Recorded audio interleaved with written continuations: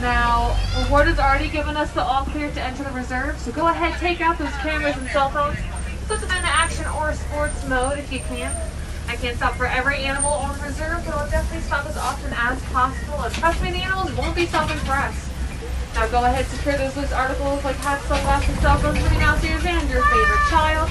I can't stop the truck at any point for anything that may fall off, but I'll do my best to get it back to you. Now our 2-week safari does begin in the Little Ituri Forest, which is home to some of Africa's more shy and reclusive animals. Now if you look over to your right, that dark brown animal with black and white stripes is the okapi. The okapi is often mistaken for the zebra because of those black and white stripes. However, the two animals aren't even related. The okapi's closest relative is actually the giraffe. Not only do the okapi and the giraffe share the same skull structure, but they also have the same very long, sticky tongue that they will wrap around branches of tall trees and large bushes and rip the leaves right off.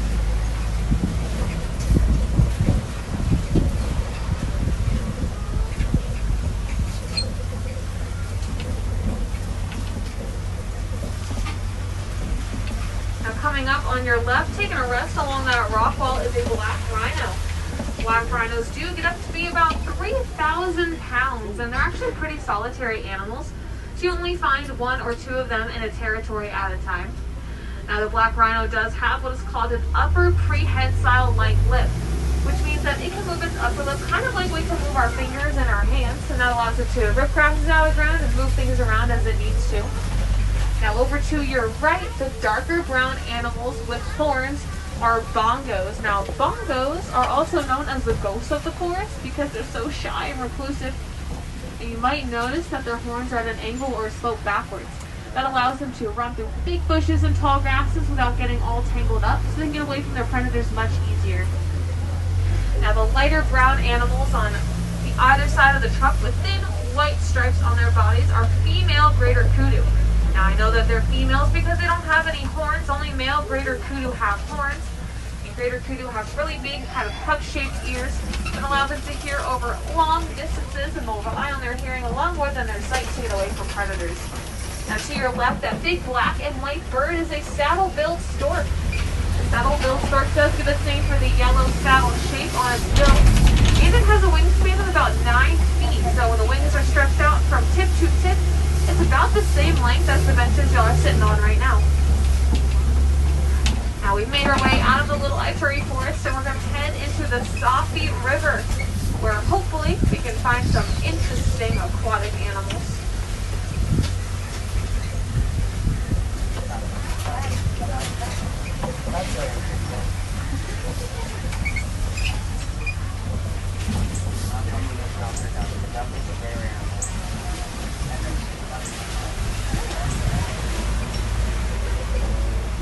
Now if you look on the islands to your left, those big white birds are pink-backed pelicans. Pink-backed pelicans do get their name for the very pretty pink color that shows up on their backs during mating season. And I think I see at least one Nile hippopotamus down there. Now the Nile hippopotamus can hold its breath for about 8 minutes at a time while fully submerged under the water.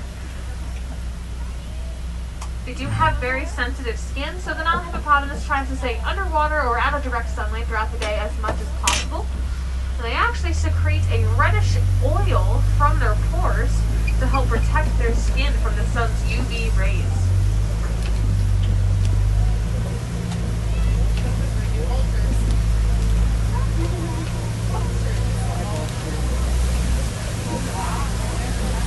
Now if you look to your left and down as we're crossing this bridge, you'll see some Nile crocodiles.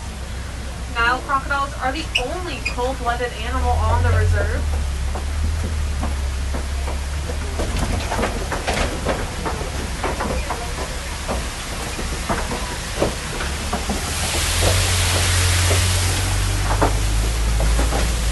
Now the Nile crocodile can actually grow to be about 16 feet long.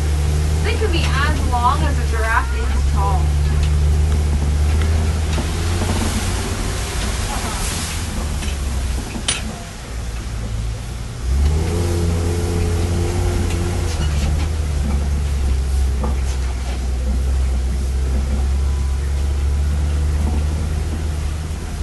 Now as we're coming around this bend, if you look to your right, you see that very large tree that looks like it is upside down. That is the Baobab tree. Now the Baobab tree can hold thousands of gallons of water in its trunk at one time, allowing it to remain leafless about 9 out of the 12 months of the year, giving it its nickname, the upside down tree. Now we are entering the savanna or the grasslands part of the reserve, which is home to many of Africa's more recognizable animals like giraffes and zebras and wildebeests.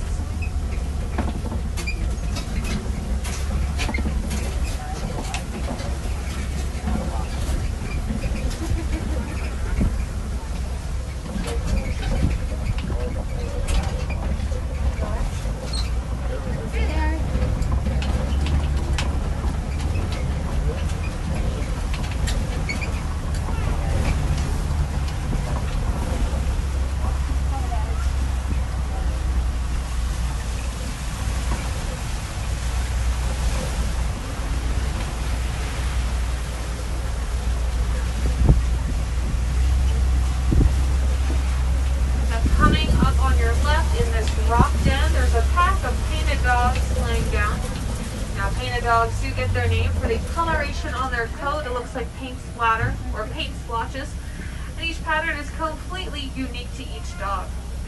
That's how they can identify each other. Now, painted dogs do hunt and live in a pack.